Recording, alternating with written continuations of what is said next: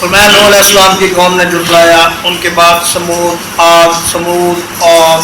قوم لوط اور قوم شعیب اور قوم فرعون، انہوں نے بھی پیغمبروں کو جھٹلایا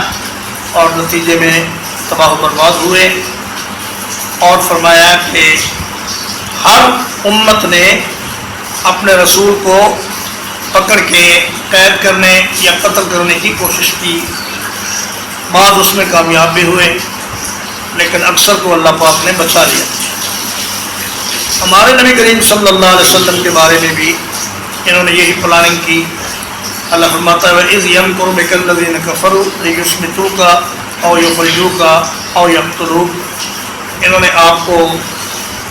گرفتار کرنے کی، قید کرنے کی اور قتل کرنے کی یا جلا وطن کرنے کی پلاننگ کی، لیکن وَمَكَرُوا وَمَكَرَ اللَّهُ، ان کی پلاننگ فیل ہو گئی،